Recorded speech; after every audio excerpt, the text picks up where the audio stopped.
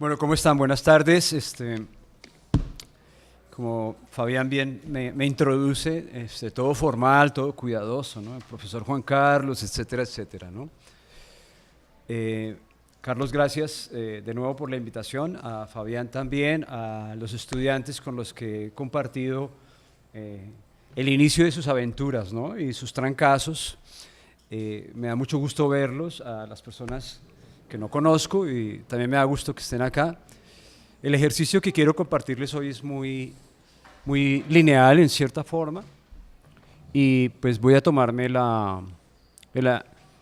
derecho de leerles. Voy a leer con cuidado, tratando de evitar digresiones a partir del texto. Espero que al cierre tengamos algún momento de conversación en torno a la problemática y al ángulo que estoy tratando de compartir con ustedes el día de hoy.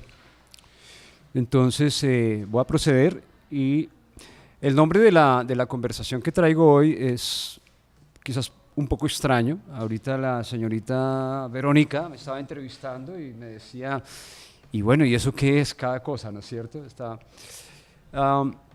Es sensato que así sea. Giros, impertinencias y otras apuestas en los estudios culturales. Un problema central para los estudios culturales a lo largo de toda su extraña existencia ha sido el problema de la definición. Y generalmente la definición corre por cuenta de la tensión que tiene la organización de un grupo de pensadores o de un grupo de prácticas críticas, artísticas, políticas, etcétera, en la constitución de su legitimidad y su autorización en el tiempo. En suma, esto es lo que llamamos usualmente disciplina. Entonces, el enfoque de la conversación va a estar consignado justamente en el problema de la disciplina, el problema del concepto, ¿cierto?, o categoría, y el problema de los bordes, de alguna forma, de eso que llamamos disciplinar, y cómo los estudios culturales se definen en esa suerte de indefinición del problema de la disciplina. Entonces procedo con la lectura y al cierre hablamos un poco más. Bueno. Bien, giros, impertinencias y otras apuestas en los estudios culturales. Del fundamento. Sí, hemos llamado fundamento a los primeros seminarios que se toman en la maestría, y a esta lección inaugural también, en cierta forma, a manera ritual, se le puede llamar el momento fundacional. Entonces voy a proceder con una conversación al respecto de esa noción de fundamento. La tarea que nos convoca en este momento podría ser, en un modo, performativa. Asistir a la escucha, a la presencia, a la constitución de un gesto y una aventura de pensamiento. En ello, toda otra apuesta y propósito podría ponerse en alerta frente a esta escena, como si se tratara de enfilar, quizá momentáneamente, nuestras preocupaciones en la espera de una fórmula, una respuesta, una orientación. Frecuentemente resolvemos el evento, este encuentro, con una reafirmación de nuestros modos y valores que podría no ser más que la confirmación de nuestros prejuicios cognitivos, en la medida que la aventura ha corroborado eficientemente nuestras simpatías y en la medida que ha corroborado efectivamente lo que deseamos que corrobore. Se confirma cognitivamente el ejercicio. Por eso es ritual y performativo a la vez. En el peor de los casos, si pudiese suceder, el evento habrá trastocado, confundido, quizás enredado a muchos de nosotros. Podríamos salir con un cierto sabor de antipatía y desdén, y por lo menos algún desconcierto. Lo que en uno u otro escenario provoque la aventura, cual sea la forma que hoy pueda tomar, la promesa que debo hacerles para iniciar, en coherencia, es que no hay promesa. En modo aún más atrevido, quizás, el propósito es deshacer la promesa hacia el pasado, lo que en turno hace más audible el frecuente dictamen de los estudios culturales. Hoy no hay garantías. quizá en un modo entre travieso, indirecto e incluso inseguro. Cuando se me invita a hablar de los fundamentos, no puedo evitar la estrategia del sofista y preguntarme justo sobre aquello que la palabra e idea fundamento pretende decir. Al menos 5 tensiones me atropellan. Primero, hablar del fundamento nos empuja, obviamente, a pensar en las fundaciones, como aquellas de un edificio, en este caso, las que deberían subyacer al edificio de los estudios culturales en lo que respecta a sus garantes morales, académicos, intelectuales, etc. Nada nos podría asustar e incluso alejar más de los estudios culturales que el culto histórico a sus fundadores, a sus vidas, a sus tesis, desde las cuales deberíamos modelar las nuestras. Segundo, aceptar esta condición fundacional, que si bien es relevante para la historia intelectual de los estudios culturales, nos forzaría a ajustar nuestro presente, experiencia y particular contexto a significar dentro de la malla o matriz fundacional, de lo que resultaría que toda otra indagación en los estudios culturales sería o debería ser la simple repetición en otros términos y escenarios del andamiaje fundacional. Y en buena medida el ritual que está por proceder tiene que ver con esta forma de organización del edificio fundacional, la defensa de una tesis, por ejemplo. ¿Sí? Siguiendo con esta imagen arquitectónica, tercero, ese andamiaje y edificio fundacional nos sugiere una suerte de materialidad de los estudios culturales, como si tuviese una posible localización, una visibilidad palpable y aún más una condición estable en un punto del tiempo y el espacio. Edificio e institución a la cual nos acercamos y visitamos ocasionalmente para infectarnos, contagiarnos de esta nueva isla de conocimientos, como si la validez de nuestras interrogantes y reflexiones solo pudiera darse en unas coordenadas lineales y acumulativas de conocimiento, constituido en una razón institucional que nos antecede. La legitimidad de nuestras hablas, de nuestro presente, estaría siempre en un allá, en un pasado, en una oscura estructura basal ya cubierta por los pisos superiores del edificio. Nuestra localización tendría que ser además en un adentro de los estudios culturales, en una especie de arquitectura institucional que atraviesa impoluta el tiempo, en una especie de ahistórico momento de la disciplina. Cuarto, la idea de fundación invoca además una coherencia estructural y formal en los elementos constituyentes de tal edificio e historia, con cada gesto que pretenda identificarse o asignarse el rótulo de estudios culturales. Todo evento que en ella se dé, toda idea que de ella surja, será necesariamente portadora del mismo ADN. Quizá tendrá su mismo color de ojos y cabello, quizá la misma contextura corporal, el mismo mal genio. Y quinto, la fundación obliga eventualmente a que toda configuración que de ella pretenda legitimarse o ajustarse por consiguiente debe obedecer una regla de fundación y refundación ritual a fin de mantener unos linderos disciplinares de identidad y diferencia. Si reconsideramos estas 5 dimensiones que me atropellan, ¿cierto?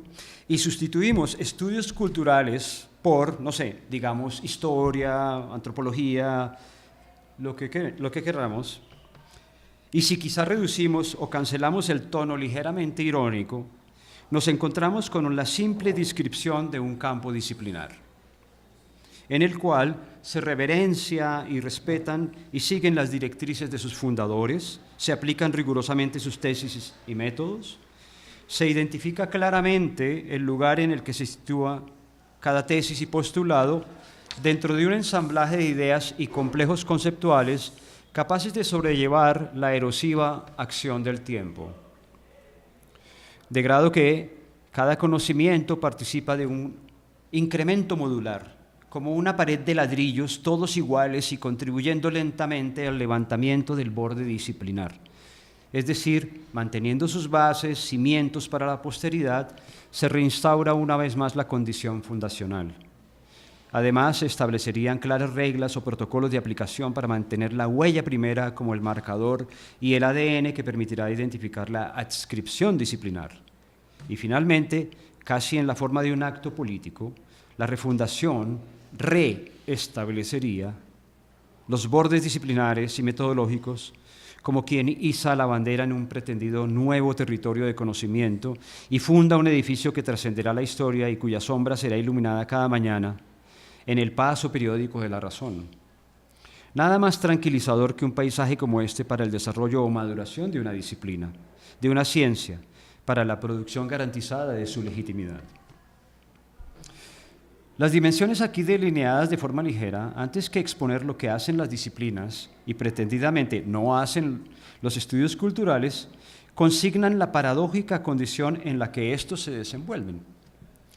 Un inestable devenir, interrogación y problematización desde un adentro y afuera de los ordenadores disciplinares con los que en últimas interactúa, revelan su feroz resistencia de los estudios culturales a definirse como una unidad compleja o no de conocimiento. ¿Qué entonces nos queda en la escena si estos ámbitos propios de los fundamentos son ya problematizados?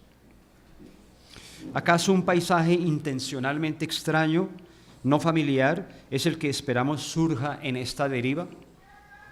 ¿Por qué habríamos de evitar los paisajes seguros por unos cuyas cartas de navegación deben no solo ser trazadas con extrema cautela y rigurosidad en papel de arena y lápiz borrable,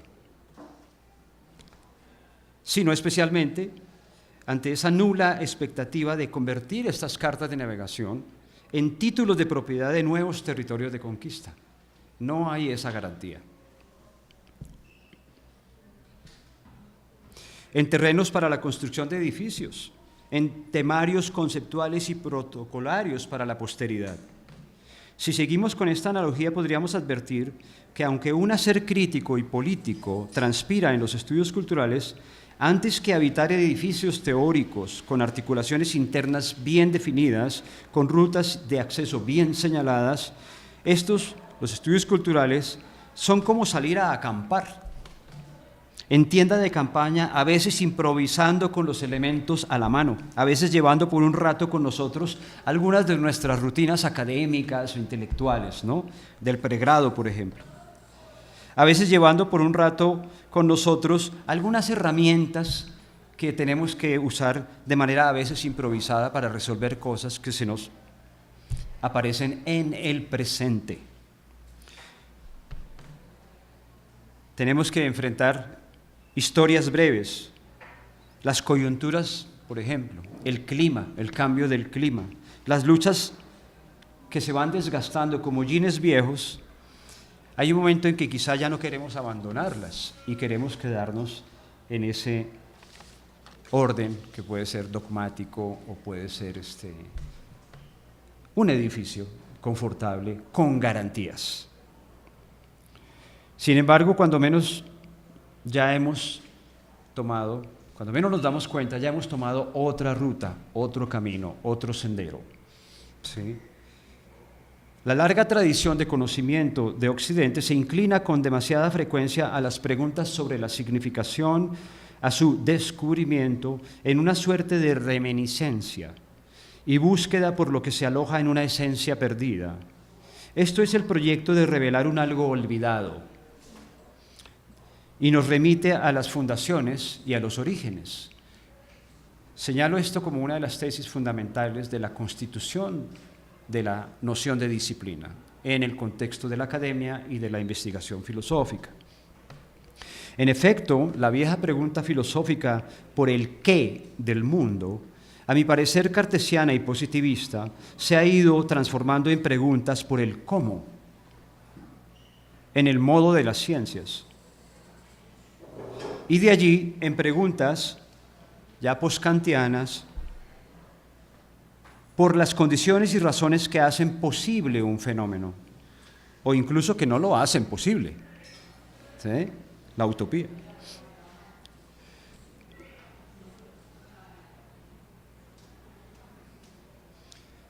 así como las preguntas por cuáles son las condiciones que nutren las posibles articulaciones y los posibles entramados de relaciones que producen el presente.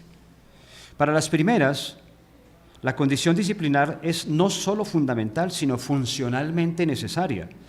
Para la segunda, las preguntas por el cómo, por las emergencias, ¿cierto? Las ciencias, ¿no? Por ejemplo, las ciencias como la física y otras, ya la necesidad no está consignada en saber qué. Y puede que sorprenda esto. La preocupación está consignada en, primero, describir y explicar mejor un fenómeno y esperar ansiosamente la generación de nuevas interrogaciones y de nuevos modos de preguntar, de nuevos modos de diseminar. David Deutsch, en el libro de la estructura de la realidad, relativo al cambio paradigmático en las matemáticas y física, no tiene temor alguno en decir que la buena ciencia jamás pretende ser definitiva. La avidez de su desenvolvimiento no reside en encontrar la respuesta final, sino mantener viva la urgencia de la pregunta, de la sospecha educada.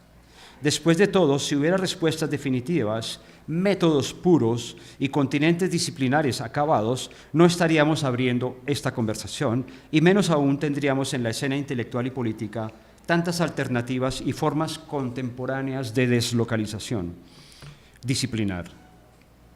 Desde la química cuántica, la física del multiverso, la neuroplasticidad, hasta nuestros familiares estudios de género, estudios queer, del performance, o más en contexto, de la educación para la paz, estudios chicanos, por mencionar algunos en el escenario que nos convoca actualmente.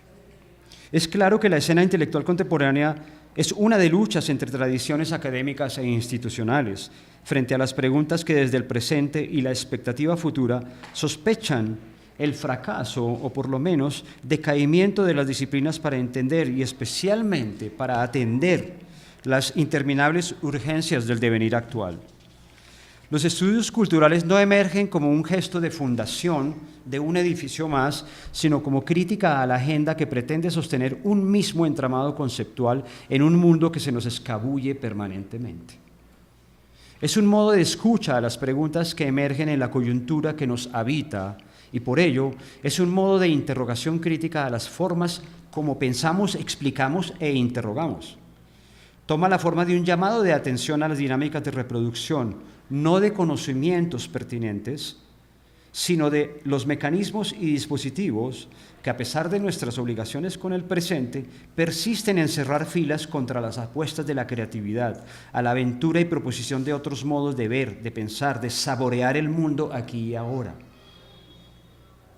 Así como lo he señalado en otros momentos, si algo debería definir y fundar los estudios culturales, es una apuesta vertiginosa y atrevida por el descentramiento respecto a tradiciones verticales de conocimiento, a estrategias de reproducción de conocimientos que en su autorreferencialidad han dejado de mirar al espejo de sus responsabilidades éticas y políticas con el presente. No obstante, ya familiarizándonos con la paradoja, estoy justamente en este evento, hablando del significado de fundamentos de los estudios culturales, de su inauguración, con el objeto de fundar una nueva aventura y acción colectiva probablemente. Acto inaugural, frente al cual lo más que alcanzo a prometer es una posible aventura con una tienda de campaña, con la esperanza de que no se desbarate en el primer empellón del viento.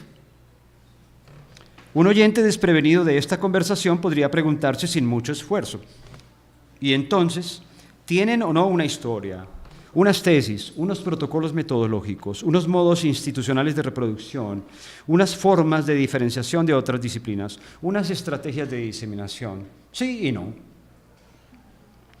Podemos pasarnos la tarde hablando de lo que los estudios culturales no son, de lo que temen ser, de lo que evitan ser. Pero puede que nos quedemos con poco que usar al final y a nadie le gusta improvisar una tienda de campaña y unos insumos de supervivencia frente a posibles tormentas y largas noches que capear. Otro observador podría decir, un poco zen la cosa.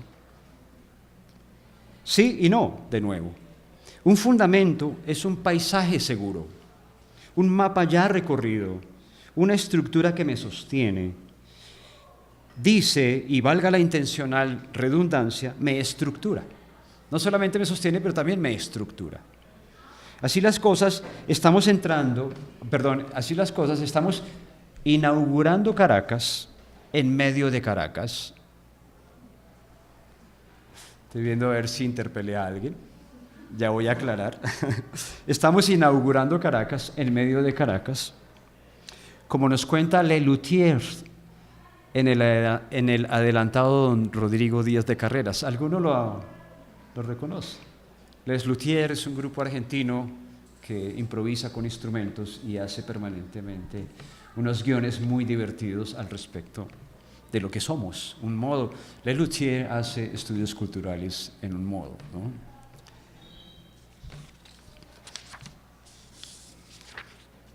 Bien. El ejercicio que acabo de hacer lo consigné como gesto sofista al inicio. En el propósito de compartir lo que pienso es un modo de hacer en estudios culturales.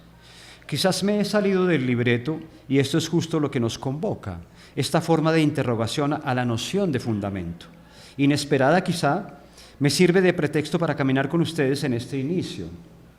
Continuando con la imagen de la tienda de campaña, puede que en estudios culturales tengamos que acampar en medio de un edificio conceptual, en el arranque. Por ejemplo, cuando nos tomamos el World Trade Center en Nueva York con tiendas de campaña, ¿sí? En el Occupy Wall Street, ¿sí? En la época en la que los banqueros, ¿sí?, se salvaron gracias a nuestros recursos, ¿sí? Entonces, con tiendas de campaña nos tomamos Wall Street, ¿no? Pero era un gesto político y un gesto cultural y performativo en el mismo instante. Quizás me he salido del guión, ¿no? Otra vez lo digo, ¿no? Pero sigamos con esta imagen. Vamos a acampar en un edificio conceptual y ese edificio no es necesariamente nuestro fundamento, pero sí nuestra herramienta. ¿Sí? Quizá debamos apelar a marcos teóricos, a protocolos ya firmes de conocimiento, conocimiento sin el cual el riguroso desandar de mapas para crear nuevos es imposible. ¿Sí? Ciertamente, un tercer escucha podría sospechar y pensar que algo medio improvisado se cocina aquí, no como lo hacen las disciplinas bien afianzadas en sus elaborados entramados y articulaciones. ¿Qué entonces tenemos ahora? Quizá apresurando un poco esta deriva, tenemos la urgencia de atender y resolver tareas en el presente, echando mano de cuanta cosa podamos, sea una herramienta ya consolidada de producción de conocimientos o, ante la interpelación del presente, tendríamos que apelar rápidamente a la proposición de soluciones, de respuestas o, en su defecto, de nuevas formas de interrogación que elaboraré aquí y de alguna forma elaboran varios pensadores como giros, estas nuevas formas de interrogación que no pertenecen al campo ni a los estudios culturales, pero que pertenecen de alguna forma a todos, pero ninguno es dueño de ello. Esto le vamos a llamar giros. Así, antes que estimular la reproducción de interrogantes artificiales para aplicar lo aprendido o incluso recrear objetos de análisis, la interpelación del presente, del dolor humano, de sus causas, son los insumos y estímulos fundacionales de este caminar, de este andar. Es este presente el que nos funda, el que nos inaugura una y otra vez en la búsqueda. Acampar sin más herramienta que el presente demanda en efecto de la experimentación de la empatía ante el dolor, de la apuesta por un mundo mejor, de la pérdida al miedo y dejar ir esos paisajes seguros y aventurarnos a capear la lluvia, la noche fría, juntando hojas, juntando cuerpos. Un nuevo andar no es posible sin antes dejar ir algo de equipaje, algo del pesado andamiaje que necesitamos para ir sobre seguro en un paisaje que ya nos contaron. Segunda parte, del modo. Primero desarrollé pues, la conversación sobre el fundamento y ahorita voy hacia el modo.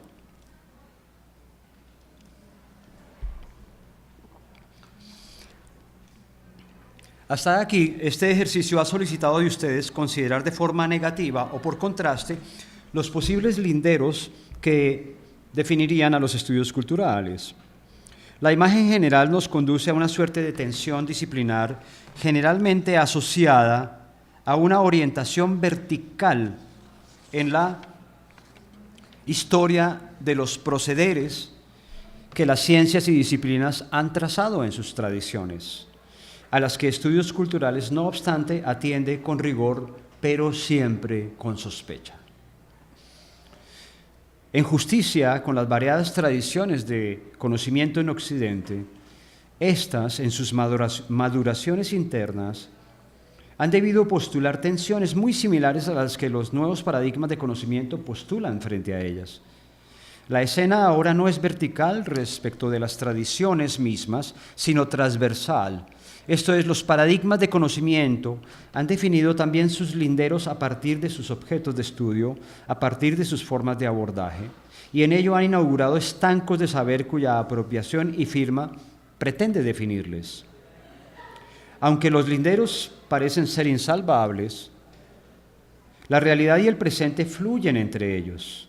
No se detienen ni esperan, tampoco una vez entendida esta realidad, los linderos ya quedan satisfechos.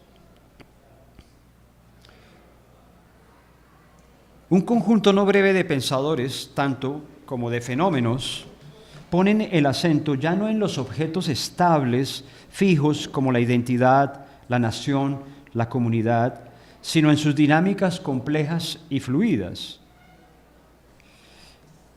No decimos, por ejemplo, ya identidad, sin sospechar que estamos en un problema. Nos reacomodamos y decimos identificación, ¿sí? Y así en lo sucesivo vamos haciendo los ajustes porque algo nos está interpelando y nos está diciendo no está completa la imagen y nunca la vas a completar.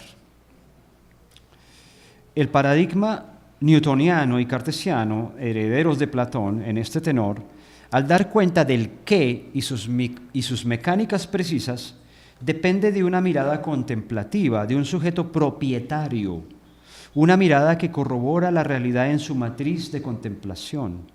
Las ciencias mismas en su carrera explicativa elucidan las dinámicas y procesos que conducen a la emergencia y sentido de sus objetos. Y la pregunta en el constructivismo es, ¿hasta qué punto no están construyendo sus objetos como pretexto para la construcción de sí mismas, que es la misma imagen que usarán los estudios subalternos, postcoloniales, etc.? Los variados gestos críticos que alimentan a los estudios culturales devienen más precisamente de la comprensión metacrítica sobre cómo, al interior de estos protocolos de conocimiento, hay tensiones epistémicas de naturaleza histórica y coyuntural. Solo para ilustrar, la construcción de la raza y racialización, consignada positivamente en los albores de la antropología física, derivaría, alimentada por el contexto evolucionista, en una narrativa sociopolítica y científica que justificaría el actuar entonces legal, pero no justo, del emergente nazismo en Europa. Tal comprensión difícilmente emergería al interior de cada uno de los entornos disciplinares. Sin embargo, es regularmente desde un afuera, a veces sistémico, a veces simplemente intuitivo, que las articulaciones, los contextos y las coyunturas históricas tomaron un sentido. Quienes miraron y sintieron con preocupación el devenir del siglo XX, lo hicieron desde esos no lugares que sus disciplinas o campos de conocimiento pretendían evitar y, si no, fijar. Así, si hay un lugar en el cual encontrar los insumos de la historia intelectual de los estudios culturales, es justamente en los bordes, en las zonas de diferenciación, en las fisuras, y para sonar inteligente, en los intersticios, ¿no? que es una palabra que a veces usamos, ¿no?, de forma un poco creída, pero estamos hablando de una herida.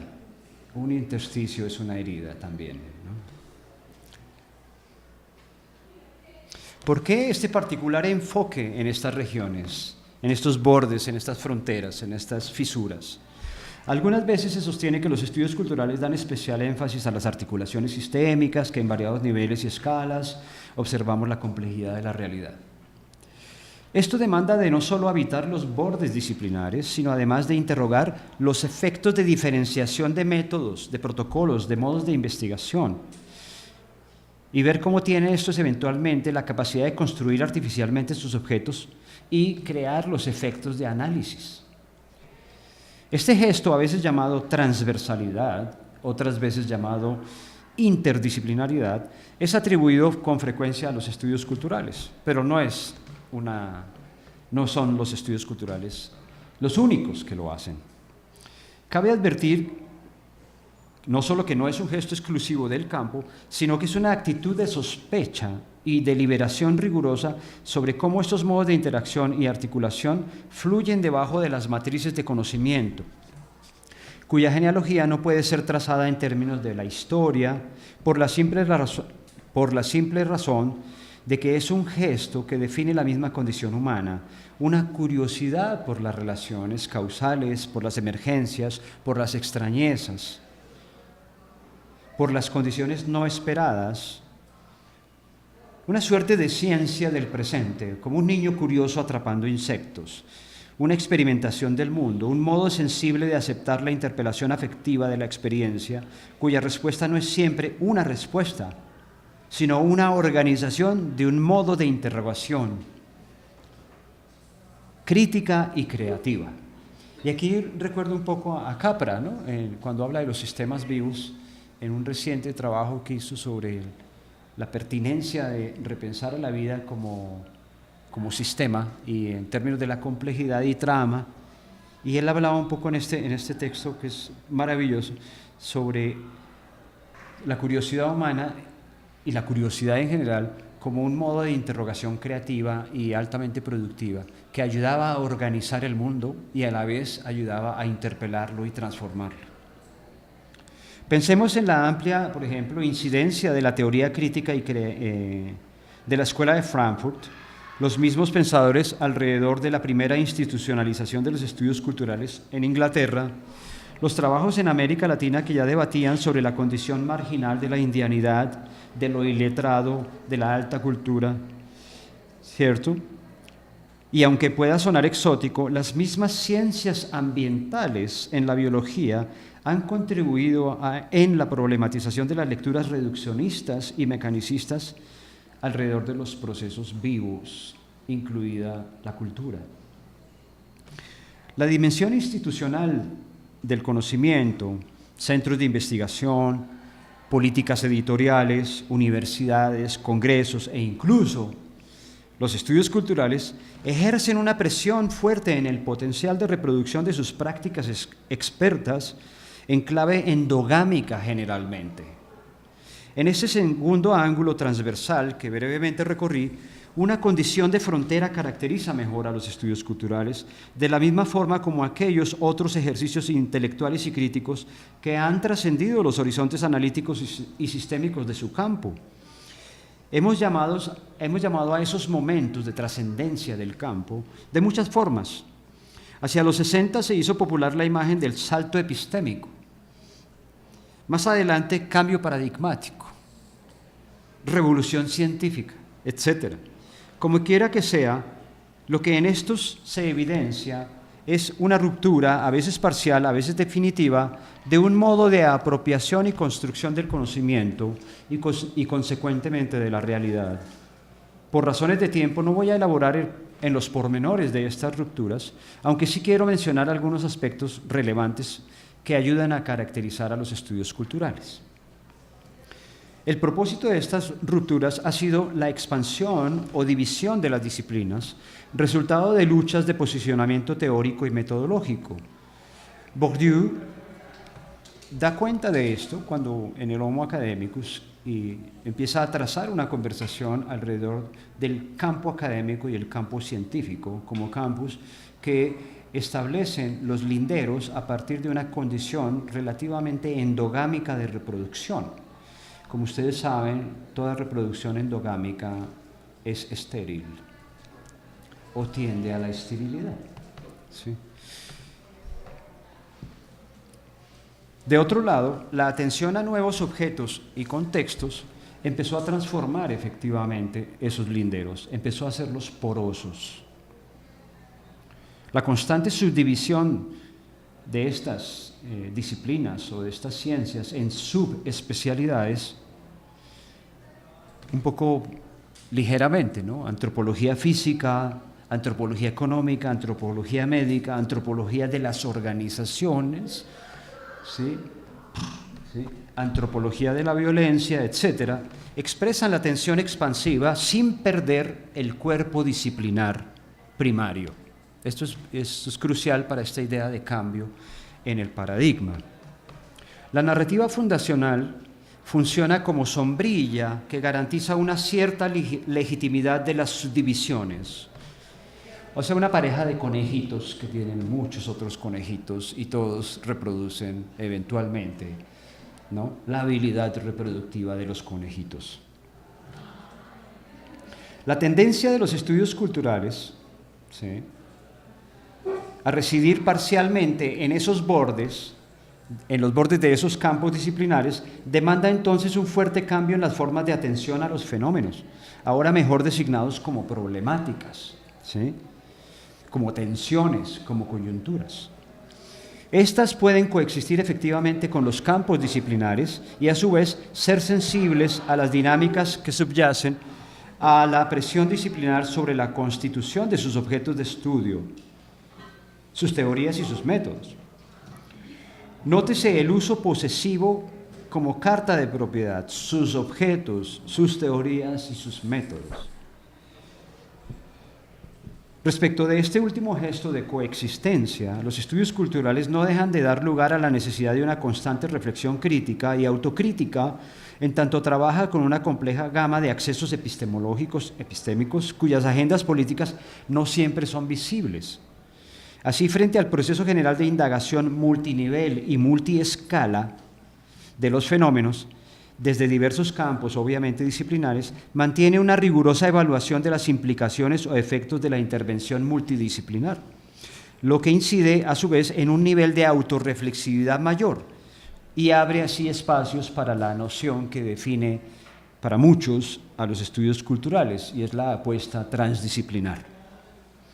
Ya no es interdisciplinar o multidisciplinar, sino sería transdisciplinar, porque le hace una apuesta analítica, crítica, ¿sí?, no a cada disciplina, no al intersticio o frontera o pasillo entre ellas, sino a la condición epistémica que emerge de esas interacciones. Como puede observarse, la transdisciplinariedad no es una simple superación de todos los campos en sí, sino un uso estratégico de conceptos, métodos y protocolos que los campos pueden ofrecer a un proyecto que trasciende sus particulares agendas, a fin de revocar la trascendencia del concepto o categoría a favor de un anclaje al contexto histórico y a la coyuntura que en suma es la que le da sentido. La diferencia, si se quiere, que se manifiesta en los estudios culturales, en mi criterio, reside en el cambio de énfasis dado a la relación con los objetos de estudio. La condición usualmente pasiva de los fenómenos cambia en estudios culturales, en cuanto el valor está ahora en la relación o articulación que emerge cuando nuestra sensibilidad experiencial es interpelada por las dimensiones coyunturales del presente. Y aquí estoy, en cierto modo, evocando un muy bonito texto de Raymond Williams sobre las estructuras de sentimiento en su texto de Marxismo y Literatura, en el cual empuja o impulsa el gesto analítico, crítico, político y estético a ser un gesto que responde a las condiciones experienciales del presente y no responde a la reconstitución del pasado en el futuro. Es un texto que para mí en general ha sido un parteaguas desde la primera vez que lo leí. Y bien, esta experiencia pues, nos interpela, ¿no? Y es la que produce efectivamente nuestro interés en habitar esa interpelación, en responderla. A eso me refería arriba, precisamente con interpelación, que, por ejemplo, el sufrimiento y las luchas sociales nos hace desde su profusa expresión. ¿Sí? Sufrimiento, las asimetrías, los problemas con los que contamos hoy día, nos están interpelando, pero nos interpelan desde lugares a veces abismales, que parece que no podemos atenderlos. Sí, hace un momento mencionábamos el cambio climático, ¿no? Timothy Morton desarrolla una conversación fascinante, y me disculpo porque no he terminado de leer ese libro, en un libro muy bueno hasta donde voy, que se llama Hiperobjetos, donde da cuenta, ¿sí?, de esas nuevas interpelaciones. Ahorita nos interpelan unos objetos de los cuales hablar parece absolutamente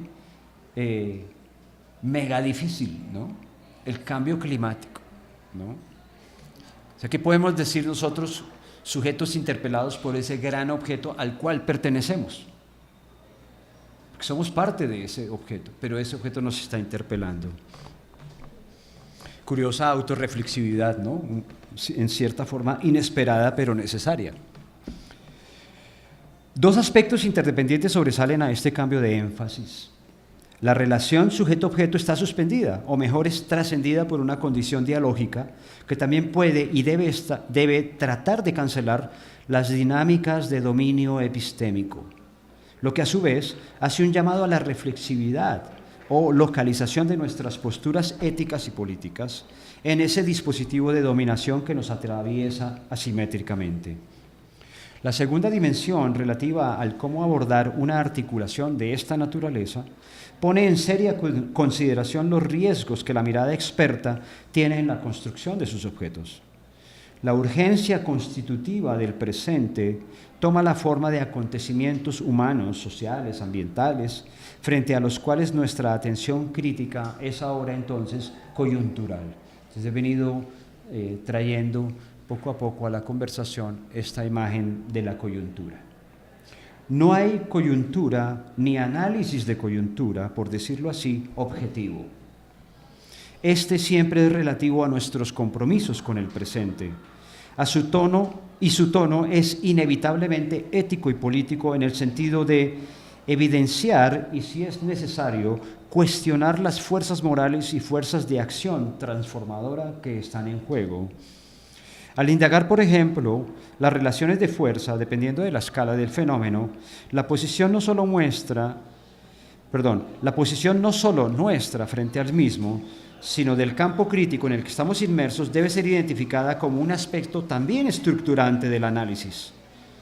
Uno podría confundir la imagen de descentramiento que sugería arriba con la de conocimiento situado que ahora emerge.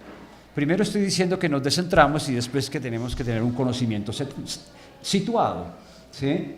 Entonces aquí nos aparece una contradicción en el camino. Veamos qué está pasando. Insisto, uno podría confundir la imagen de descentramiento que sugería arriba con la de conocimiento situado que ahora emerge. Ambos procesos coexisten. En la medida que el primero desdibuja los anclajes fundacionales paradigmáticos del campo en favor del acontecimiento, mientras el segundo, el conocimiento situado o la estrategia de situarse, ¿cierto?, da cuenta de las relaciones de poder y asimetría en las cuales nuestra práctica toma rol y tiene efectos o mistificadores, por ejemplo, el saber experto, o reificadores de la teoría sobre los fenómenos, cuando la teoría toma precedencia sobre la realidad, ¿sí? Y es como en el proverbio Zen, ¿no? Cuando nos quedamos mirando el dedo que señala a la luna, pero no vemos ya más la luna. El compromiso o apuesta por el descentramiento es un modo crítico que demanda no de un cierre a los esfuerzos disciplinares, sino de formas nuevas de adecuación y transformación conceptual y teórica en razón de la naturaleza histórica y coyuntural de los fenómenos. Insisto, los fenómenos marcan y nos van, son los que nos invitan, los que nos provocan, los que nos convocan, y ese cambio de énfasis es fundamental, comillas, fundamental para los estudios culturales, ¿sí? Sin esa invocación, provocación, simplemente volvemos a caer en un juego de espejos. Ahora bien, permítame resumir a fin de dar lugar a una nueva escena diferencial en los estudios culturales. Hemos someramente identificado la potencial condición vertical de las disciplinas sobre los objetos que construye y en los cuales se legitiman y autorizan las diferentes disciplinas, incluso algunos de los estudios culturales. Hemos también observado brevemente la transversalidad que pone en conversación diversos campos en su expansión y la tentativa de los estudios culturales de habitar y transitar en los límites de esos campos, en el entendido que allí toma elementos varios, sin los cuales desandar los pasos de los mapas ya marcados de conocimiento haría muy difícil la imaginación de nuevos diálogos y modos de actuación. La atención crítica sobre el rol e impacto de nuestro habitar estos escenarios estimula conversaciones metacríticas sobre nuestro hacer interdisciplinar y transversal, que entiendo entonces como transdisciplinaridad.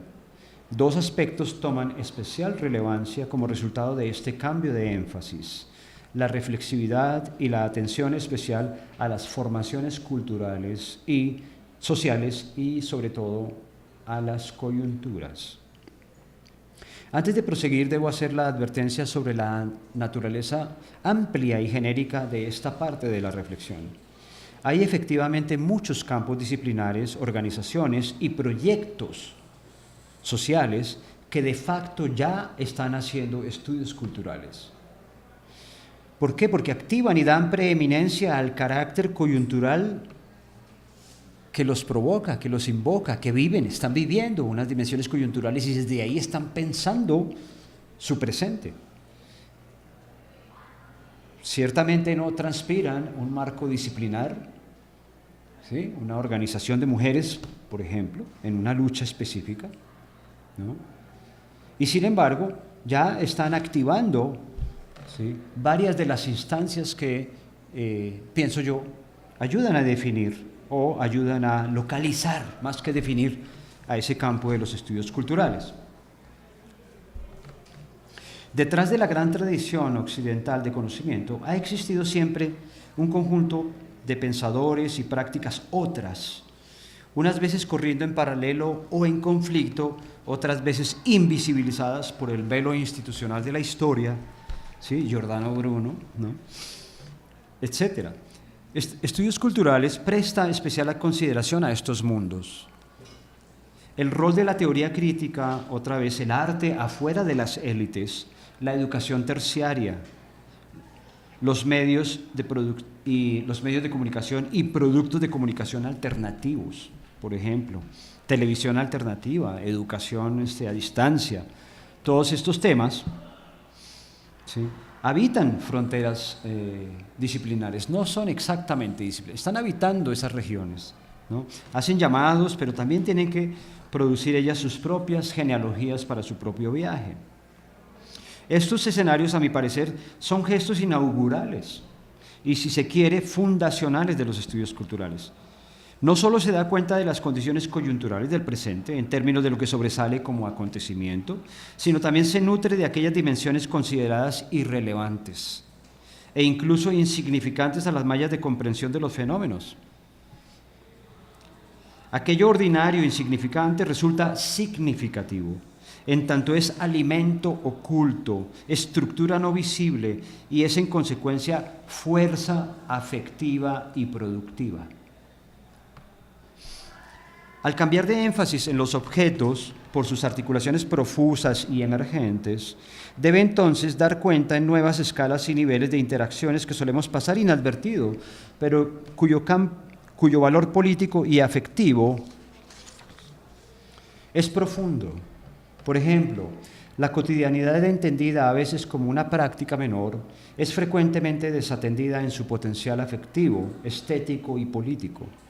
Si bien esta puede ser advertida en algunos escenarios analíticos, las interrogaciones desde los estudios culturales no se detienen en su visibilización como nuevos objetos, sino que se mueven en torno a la interrogación de los procesos mismos que dan lugar a esa invisibilización de la cotidianidad, como experiencia misma. Y en ello cuestiona el valor político que la gestión de la experiencia, aparentemente no significativa, puede también efectivamente tener un rol fundamental en la constitución política del presente. Cabe atender entonces la pregunta al respecto de qué podría caracterizar este modo de descentramiento, transversalidad, articulación, reflexividad y énfasis coyuntural al interior mismo de la producción y uso de los conceptos, de las teorías ya consolidadas, de sus metodologías y sus métodos. En una escala de nuevo diferente, la vida de los conceptos puede obedecer a la misma estrategia de dominación que permea la condición disciplinar. Los llamados marcos teóricos, etcétera, pueden tomar la forma de grillas o matrices de aplicación en la que los fenómenos son descritos y explicados, afuera de los cuales todo excedente de significación o es anómalo o es proclive de ajuste conceptual. Muchas tesis de grado, antes que ser eventos creativos y críticos, pasan a ser detalladas aplicaciones de conceptos y métodos sin los cuales los fenómenos no pueden tomar la forma autorizada de objetos legítimos del campo. Así las cosas, en razón del trasegar inter, multi y transdisciplinar de los estudios culturales, pues nos pone en riesgo de operar con nociones, conceptos, postulados, tesis y teorías de índole a veces contradictoria y a veces incluso excluyente. Eso es un riesgo altísimo, ¿sí? Porque es yo lo digo en broma, pero es una sopa de perro. No sabemos a qué sabor va a tener al final esto.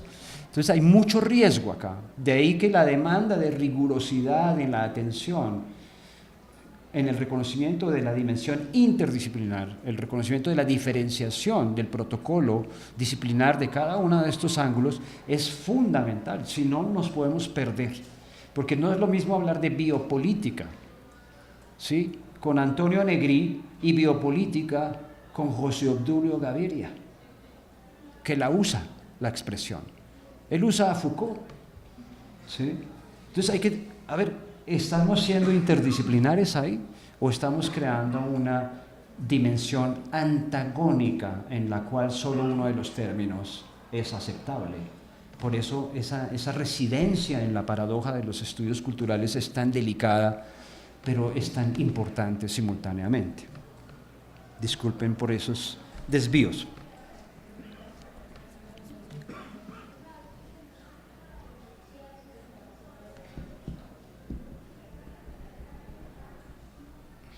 Bien, pensemos brevemente en la palabra o el fenómeno de la crítica. Porque siempre estamos como en esa zona y bueno, pues yo creo que lo puedo decir, ¿no? Estamos un poco a la defensiva en las ciencias humanas, en las ciencias sociales, en las ciencias de la mente.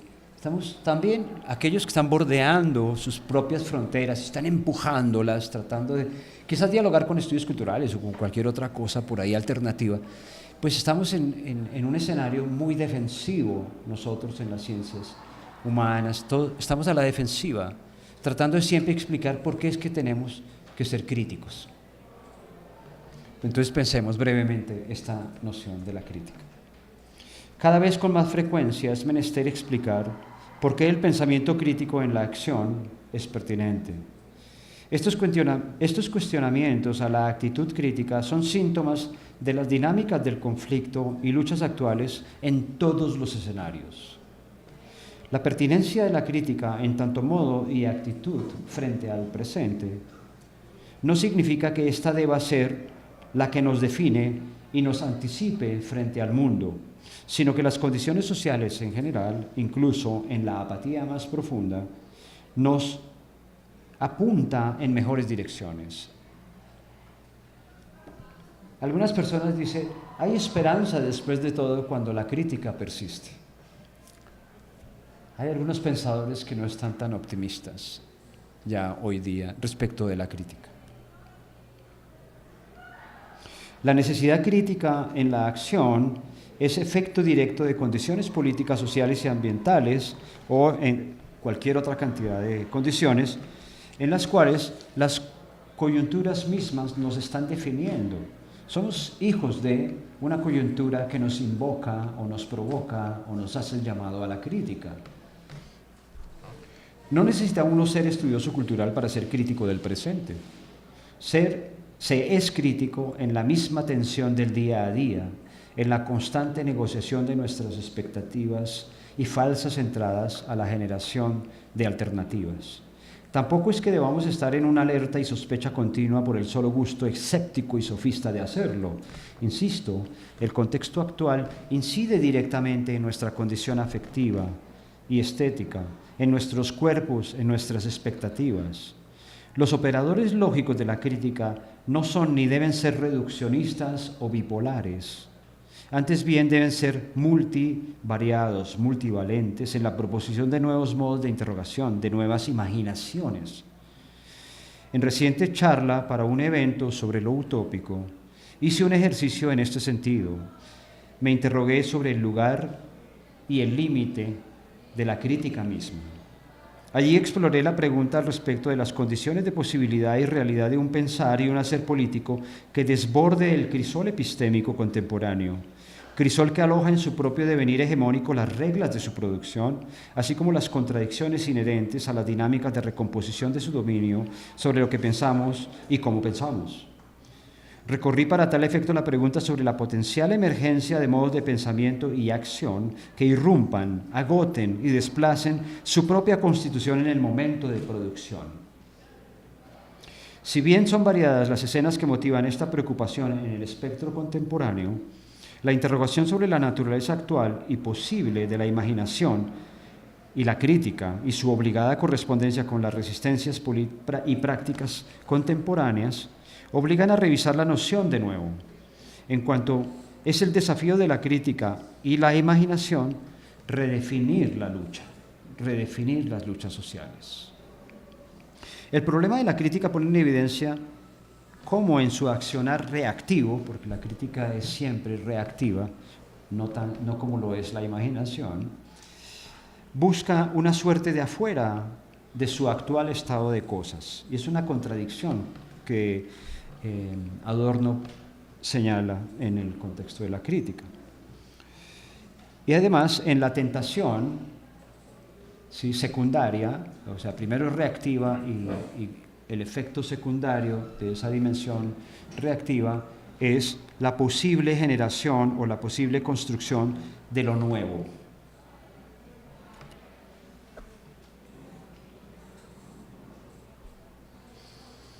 Entonces allí estamos un poquito obligados a revisar qué cosa es esa, ¿no? En cuanto que este desafío que tiene la crítica respecto de lo nuevo, en muchos pensadores sobre el problema de lo nuevo, Alain Badiou, Gilles Deleuze, Guattari y otros, no hemos dado cuenta aún del problema, de que es efectivamente lo nuevo, de que puede ser lo nuevo. El problema de la crítica pone en evidencia, se pone en evidencia cuando esta como acción reactiva necesita salir de sí misma. Estas dimensiones de la crítica en el contexto neoliberal, antes que devenir en espacios de lucha fundacional, están siendo sujetas a la gestión, por ejemplo, del capitalismo inmaterial. El capitalismo parece tener mejor habilidad crítica de sí mismo en la producción de lo nuevo. Siempre encuentra nuevos límites a su accionar y las resistencias se los están ofreciendo.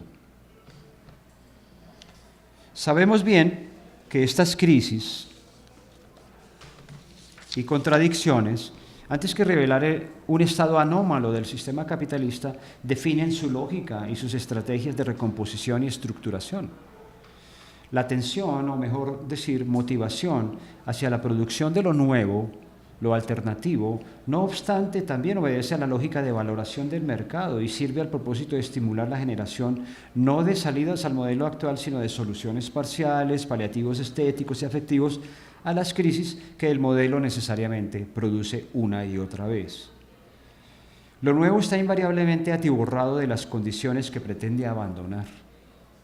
Paradoja que se instala en el centro de la producción crítica, en cuanto ésta se encuentra éticamente obligada a proponer un más allá de lo que interpela. Aquí se transpira una pregunta. ¿Puede lógicamente y ontológicamente producirse una superación de las propias condiciones que fundan la crítica? Después de todo, se alimenta de lo que quiere superar. Ciertamente la fórmula es dialéctica y podría resumirse con la imagen de la conciencia bifurcada del amo y el esclavo, cuya superación es, después de todo, la reproducción de la fórmula en otros trajes. La crítica podría pensarse que pretende ser imaginación alterna y positiva, en últimas vuelve, a pesar suyo, a recuperar las condiciones estructurantes de la dinámica que ha rechazado inicialmente. Así, llamar la atención hacia el fracaso del modelo contemporáneo de gestión de lo político y social trasnocha a muchos que temen ver sus breves seguridades amenazadas de las pocas que van quedando, mientras pierden de vista cómo las ganancias históricas de sus derechos van desapareciendo en el océano de la cotidianidad y de la tradición. Este aletargamiento de la crítica, del cambio, de los retrocesos, de las pérdidas sociales, es una forma soterrada del conflicto.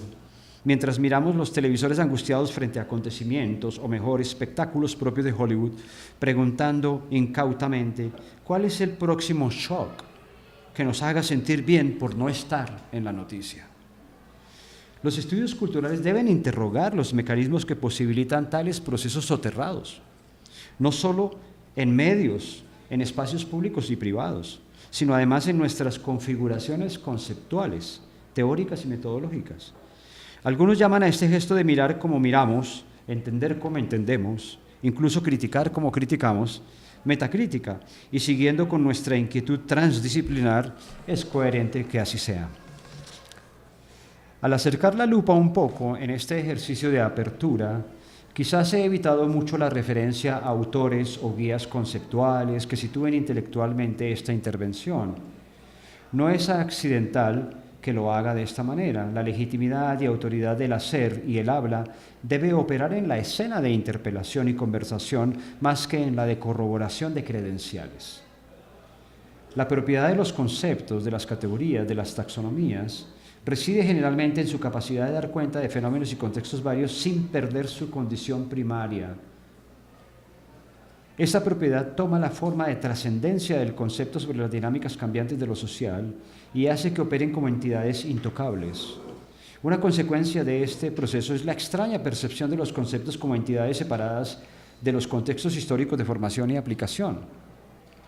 Veena Das, en un reciente artículo titulado Crisscrossing Concepts, encuentra desafortunadamente la tendencia a pensar los conceptos en abstracto, localizados en un no lugar desde el cual nos ayudan a organizar la experiencia misma del mundo. O sea, un no lugar organiza el lugar. Siguiendo de cerca la reflexión de Wittgenstein sobre las formas de vida y las resonancias o reminiscencias familiares, Veena quiere, un poco en la línea de otra vez Raymond Williams, desactivar la condición abstracta de los conceptos a favor de su sensibilidad frente a la experiencia y cotidianidad. Después de todo ellos, los conceptos son formas de vida, dice Veena, y también un poco Wittgenstein, generalmente ordinaria, sea que se anuncien en toda una sofisticación disciplinar, ¿sí?, o que estos conceptos se anuncien en la sonrisa de un chiquillo que corre hacia el juego mientras inocente, sin darse cuenta, performa la empatía, la alegría. ¿Acaso debe él, el chiquillo, saber que su hacer conceptualiza? ¿No es acaso el concepto de afecto o el de alegría como emoción el que está en juego allí como concepto? La pregunta es un poco, ¿el niño es el concepto o el concepto es la única forma a través de la cual podemos entender al niño? Aquí también, en este fenómeno, toma refugio los estudios culturales, en la medida que reflexiona las estructuras de este sentir, de este estar siendo en el mundo y estar siendo mundo. Los conceptos, mundo es otro hiperobjeto, ¿no? Los conceptos, en este modo, son sucedáneos de la experiencia y por ello, en razón de las dinámicas cambiantes de esta, pues son proclives de transformación. Así como la experiencia es plena de paradojas, de contradicciones, de superposiciones, de impertinencias, de negociaciones, pues lo deben ser los andamiajes y estructuras con los cuales pretendemos interpretar e intervenir los fenómenos. Los conceptos, sus entornos de legitimidad dejan de ser inmunes a sus responsabilidades históricas. En cuanto ellos mismos operan y son operados dentro de formas de vida y contextos afectivos, contextos éticos, ellos tienen vidas éticas y vidas afectivas y en esa medida son sujetos de transformación, de debate, son sujetos de disputa.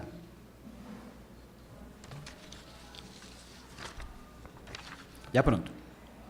Cabe insistir, sin desajustes y nerviosismos positivistas, que la contradicción, la ductilidad en los entramados conceptuales, la fluidez e incluso impertinencia o indisciplinamiento son ante todo modos, maneras de estar y habitar una actitud crítica y política, antes que estar sometidos a la sentencia neutralizante sobre la imposibilidad de salir del sistema para superar las posibles paradojas.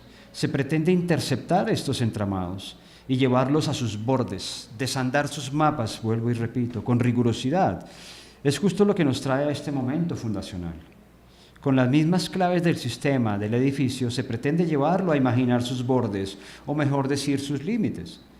En ellos se juegan tanto las garantías del sistema y orden conceptual, con un acto de desplazamiento que se permea de preguntas, se llena de ademanes, de rabias, de ansiedades críticas. Es otro reclamo por los derechos al merodeo, al juego transversal, a un modo de tránsito, de transgresión, de transformación, incluso de traducción, traslación, trastorno, a veces beligerante, a veces alegre, tránsitos de la historia monumental de los grandes edificios a las historias breves, a las historias llenas de ruidos, de deslocalizaciones y derivas, historias de una salida de campamento. Así las contradicciones que evidencian la tensión entre identidad y crítica, estructura y agencia, entre ser y estar siendo, entre tradición y luchas culturales, no necesariamente se resuelven en un gesto intelectual, académico o incluso político. Antes bien, para el caso de los estudios culturales, estos las acogen, las resguardan y proyectan. En cuanto en ellas se atestiguan las narrativas susurradas, deslizadas por los espacios sin coordenadas de las luchas de cada cuerpo, de cada afecto, de cada gesto que se dispone como acto político de resistencia o juego. Postular así la contradicción como praxis busca estimular, junto con la heterodoxia, no un ejercicio fruto de la ligereza, sino un riguroso acto de invitación al compromiso pleno con la dimensión estética y ética de nuestras existencias. Estética en cuanto a deslocalización respecto de los lenguajes cuyas adherencias cierran y clausuran la creatividad y plenitud del sujeto. Ética en cuanto a invitación a dar cuenta de las condiciones reales versus las condiciones dignas de existencia. No son las mismas. Esto es entonces habitar los entornos agobiados de preguntas y luchas frente a condiciones ambientales y políticas, para no solo rediseñar, sino imaginar nuevas inversiones emocionales y creativas en la producción de comunidades y subjetividades. Tal devenir en la contradicción combina estratégicamente las preguntas políticas y culturales, tanto de los que nos importan como la de los estudiosos culturales. Su lugar de habla, en últimas, es el mismo lugar de escucha. ¿Cómo estamos? Aparte de cansados. Queda un poquito. ¿sí? Sobre los giros. A riesgo de caer brevemente en el lugar común, la fundación cuidada y predefinida del ejercicio intelectual nos seduce a defender zonas de confort, seguridades y garantías, lo que equivale a mantener estrategias de contemplación del mundo como si éste existiera en un afuera, frente al cual debemos ser imparciales, inmunes, objetivos, disciplinados. El problema de la contemplación intelectual, sin metacrítica y contextualización de nuestras responsabilidades éticas, nos conduce a un modo de pensar desde un pretendido pasado fundamento, usualmente caracterizado por un cierto terror a la incertidumbre. El trabajo intelectual, así entendido y promovido, en absoluto puede pretender alguna superación del estado de cosas. Las transformaciones de los objetos y métodos, si bien definen un gesto importante, su crecimiento y desarrollo científico, por ejemplo, en nuestros entornos son más aún radicales y urgentes. Dentro del campo disciplinar efectivamente hay cambios, que algunos gustan llamar progresos. La información nueva se acumula en los estantes que han sido ya diseñados para esa información, ¿sí?, en un pasado cuasi mítico. Las transformaciones son entonces ajustes, nada más, reacomodamientos. Thomas Kuhn, en su muy familiar libro de la estructura de las revoluciones científicas que todos conocemos, señala que éstas, si bien alteran el paisaje de métodos y conocimientos, no suceden más allá de las fronteras del campo, en tanto en la forma como Deutsch lo expone en las ciencias. Pues después de todo, dice Kuhn, comillas, un paradigma es lo que los miembros de una comunidad científica en exclusivo comparten. Cierro comillas. Ese en exclusivo, pues es la firma, es el fundamento, es la localización de su propio campo. Es su cédula de ciudadanía, ¿no? Podríamos pensar así. Y sin embargo, el paisaje intelectual, académico, de investigación, frente a luchas ambientales, culturales y políticas, está lleno de turbulencias.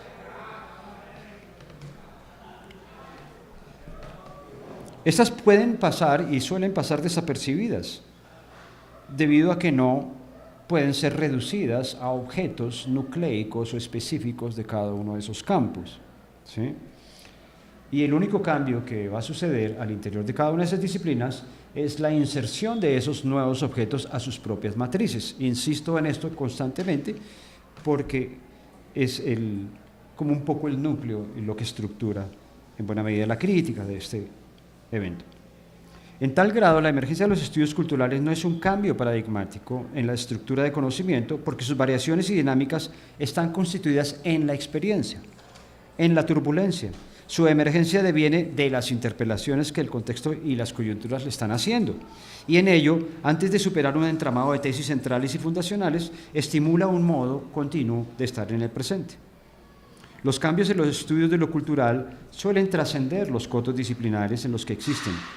No es extraño encontrar eventos de estudios culturales en los eventos de estudios culturales, y eso es genial, una proliferación de ponencias, trabajos, etcétera, preparados por estudiosos de cualquier otra disciplina. La delimitación del campo disciplinar parece estar menos delineada en el entorno y ecología de reflexiones de los estudios culturales, e incluso para los que vienen de disciplinas. Pareciera que es el lugar donde vienen a despojarse un poquito de algunos enfados que traen de sus pasados, ¿no? Llamamos a este modo de estimular las entradas y salidas, a esos andares en los bordes, giros, porque son modos de reconocer que estamos siendo implicados, que los fenómenos nos hacen llamados desde lugares y lenguajes y debemos aprender a visitar y a acampar en ellos. Giro para responder a una interpelación, o sea, me llamas y yo giro para responder a esa interpelación, pero si no me llamas, no giro. Entonces es un afuera el que produce a los estudios culturales, no un adentro.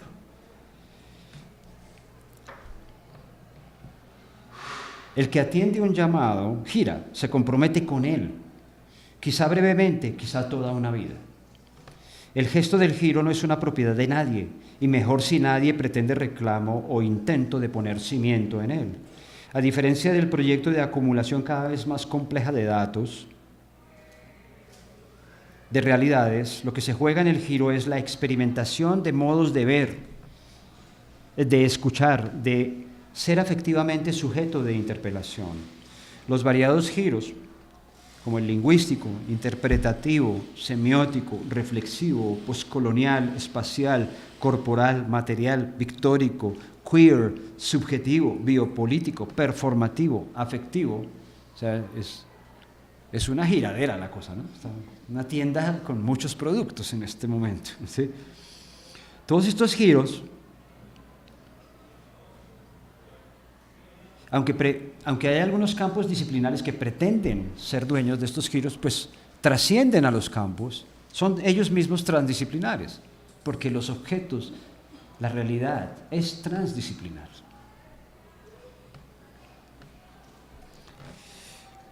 Y así como estos adquieren central importancia en un momento, pueden ceder el paso a nuevas preguntas, nuevos debates, nuevos giros, del lingüístico al semiótico, ¿no? Por razones muy específicas, suceden una serie de conversaciones, de luchas internas que tienen que recomponer la naturaleza del mensaje, de la comunicación, ¿cierto? Y bien de que repensar la semiosis cultural, y eso abre el giro a la interpretación, con Clifford Geertz y todo este grupo que hace parte del giro interpretativo, del giro semiótico, etc. Y así como estos adquieren central importancia en un momento, pueden ceder el paso a nuevas preguntas. Hoy parecemos confundidos ante la proliferación de esfuerzos representacionales que llenan nuestros celulares de selfies, de likes, de silenciosos emojis tratando de hablar por nosotros, como si hubiéramos alcanzado los límites de lo humano y estuviéramos en una vertiginosa carrera por reencontrarnos en el espejo del selfie, para hacer palpable que quizás estamos ya perdidos y buscándonos en la interpelación anónima y domesticadora de Instagram. Mientras, sin ser conscientes de ello, estamos probablemente inaugurando un nuevo giro en torno al fin de lo humano y al ascenso del transhumanismo, del poshumanismo. Atestiguamos ciertamente el fin de ese emparejamiento mente-cuerpo, vis-a-vis individuo, de esas bisagras ya gastadas de naturaleza-cultura. Nos salen al paso nuevos entornos llenos de deslizamientos y cambios, de resistencias a esos cambios, de fronteras diluidas entre lo animal, lo inorgánico y lo humano. Somos ahora parte de hiperobjetos como el cambio climático, lo decía yo hace un rato, demandando nuevas epistemes, nuevos modelos dinámicos, o quizás ningún modelo en definitiva. Estas son algunas escenas del paisaje sin dibujar, del mapa sin recorrer. Estos giros no son resultado de novedades conceptuales o intelectuales, emergen de la sensibilidad de intelectuales, artistas, líderes, organizaciones, etcétera, de niños que van corriendo en la calle, ¿sí? Entre muchos. Tienen estructuras de sentimiento porque están en el presente. En este sentido, la creación de conceptos, de miradas otras, de voces otras, es sucedánea de las condiciones coyunturales del presente. Las teorías, otra vez, nos proveen de hipotéticos mapas de ruta, pero estos no son necesariamente la experiencia del andar. Evidentemente, la reflexión y crítica cultural en los estudios culturales es desbordada, afortunadamente, por la emergencia de aquello que Roland Barthes llamaba nuevos objetos que a nadie pertenecen. El reclamo experto y disciplinar por los objetos y métodos se diluye en proporción al cambio de énfasis en la relación que tenemos con la realidad. No se trata de ir en pos de la corroboración predefinida de la realidad a partir de lentes específicos y agendas, sino de responder a sus llamados coyunturales, a que hagamos una práctica intelectual y experiencial. Efectivamente, en el ámbito de la teoría crítica, las humanidades, etcétera, y los estudios culturales, las luchas y debates residen más en las diferencias de puntos de vista, de escenarios históricos y contextos culturales, que en las diferencias epistemológicas o las formas de superación de ese progreso al interior del paradigma. Compartimos muchas cosas.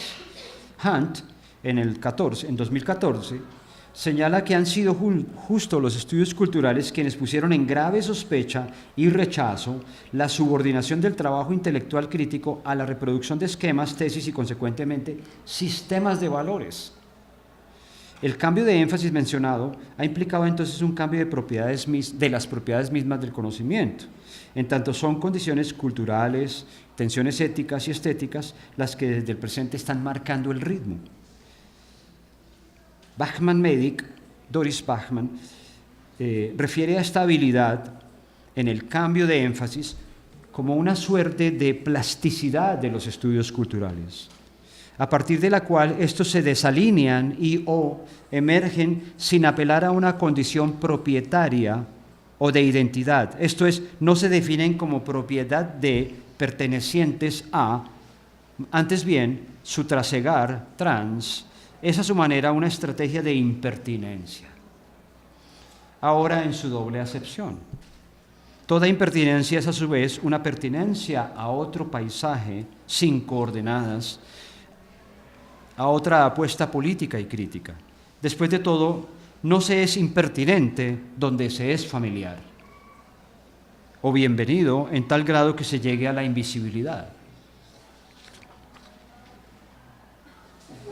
La apuesta a veces genérica por lo nuevo, lo innovador, que el capitalismo actual nos ha inyectado hasta la náusea, en realidad no es más que la repetición desesperante de lo mismo por otros medios. Lo sabemos porque no salimos de las mismas condiciones humanas de sufrimiento.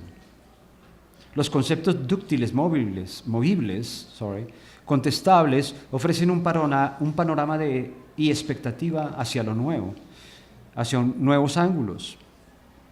Por ejemplo, el caso de la intuición. Henri Bergson, filósofo francés, fue eclipsado por la filosofía analítica, ¿cierto?, en su momento. Y ahora hay una recuperación de Bergson, una fuerte retoma de Bergson en el giro performativo y en el giro afectivo. Y una de las claves es justamente la pregunta por el presente y la pregunta por lo nuevo en Bergson. Apenas estamos empezando a entender qué fue lo que nos quiso decir. Estamos viendo a ver por dónde está la interpelación. Es una interpelación muy interesante. Pero voy a volver ahí con Whitehead.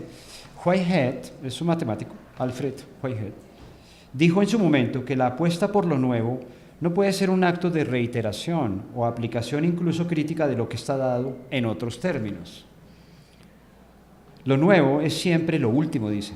Es un concepto que no es proclive de análisis, pues no hay criterio para pensarlo excepto su momento de emergencia, su experimentación.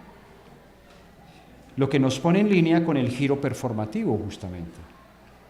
De la misma forma, Deleuze señala que comillas, lo nuevo, en su poder de empezar una y otra vez, se mantiene por lo mismo nuevo. Entonces no podemos detenerlo. O sea, lo que está, el llamado es a la fluidez, el llamado es a la movilidad, a la ductilidad, ¿sí?, de estos conceptos, de estos marcos, etc. Incluso Whitehead añade, comillas, los filósofos deben sospechar de los conceptos que no han creado ellos mismos, cierro comillas, al grado que la verdad y la creatividad dependen de ello y no lo contrario. Esta curiosa invitación y reto, después de esta ya larga conversación, parece más sensata que absurda ahora. La apuesta por el descentramiento trae de sí la urgencia de nuevos modos de habitar y experimentar. Después de todo, al girar, las escenas se revelan una y otra vez de formas distintas. Stuart Hall, ya acercándome al cierre, en variadas instancias, en referencia a los conceptos y categorías, advierte que no solo su fluidez es necesaria, sino además que su inestable condición es resultado de luchas que se despliegan en razón de los contextos de su uso. Son procesos históricos y por ello están sujetos a sus dinámicas. Podríamos añadir esta fluidez generalmente estratégica, ha permitido a mi manera de ver dos fenómenos. Primero, la necesaria nutrición de los estudios culturales, no solo de otros campos disciplinares y sus conceptos, sino especialmente de las zonas de fronteras que en ellas se producen, de sus luchas en los bordes, de sus gestos críticos y de sus disputas. Los emergentes campos sin institucionalidad específica, como los estudios de género, afrocolombianos, subalternos, qué sé yo, decoloniales, ustedes ya saben a qué me refiero, en buena medida son gestos ainstitucionales, porque comparten y disputan la ecología de pensamiento de otras posiciones críticas, como los estudios culturales. En este sentido, el seminario al que damos inicio en esta aventura da crédito a esas voces y regurgitaciones, porque son críticas, porque nos llegan desde las disciplinas mismas, pero nos llegan transformadas, quizás transgredidas en algunas partes. Son conversaciones no situadas ya más, ¿sí?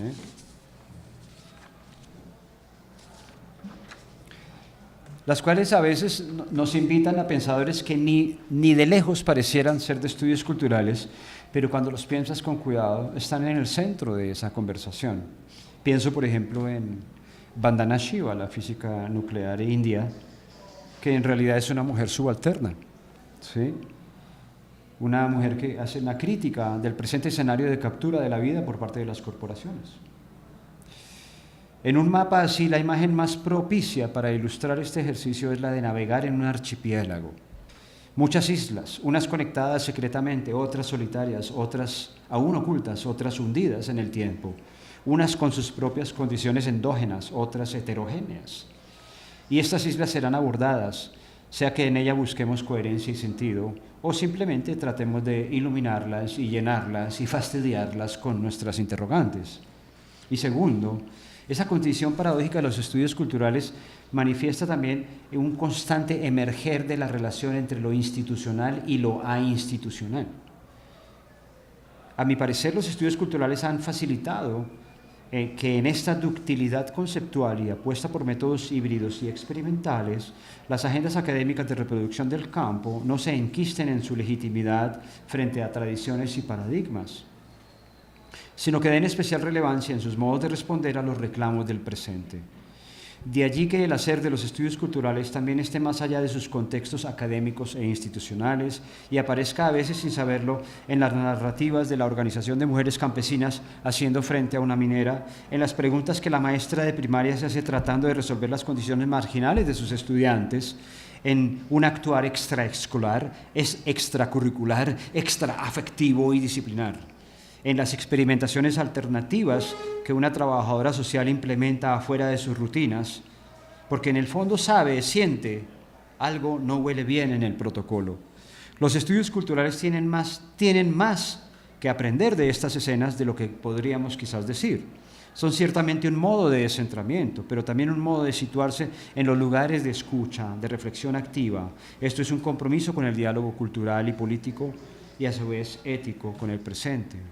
Si los fundamentos son móviles, cambiantes, es porque su existencia es presente. De allí la imagen de navegar en el archipiélago.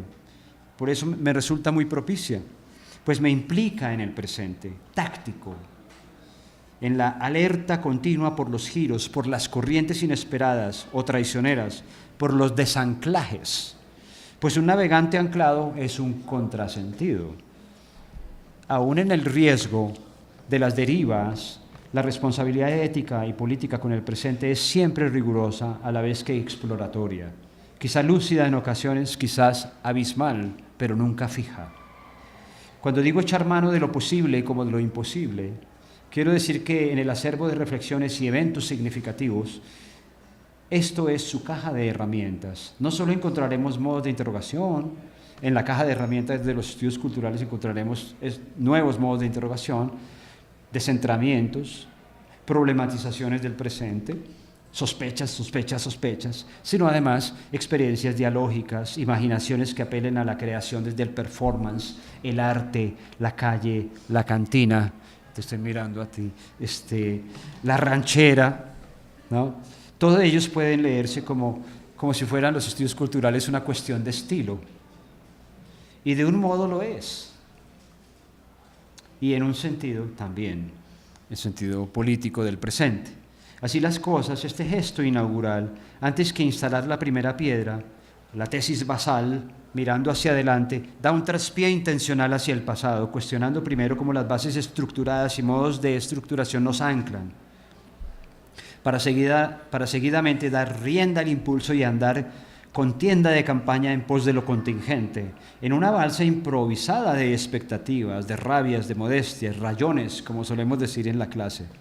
Lo que se inaugura es una forma de vida, una ecología afectiva y política cuyos modos, debates e interrogantes constituirán no un lugar fundacional, sino una serie de andares y modos de narrar y crear el presente.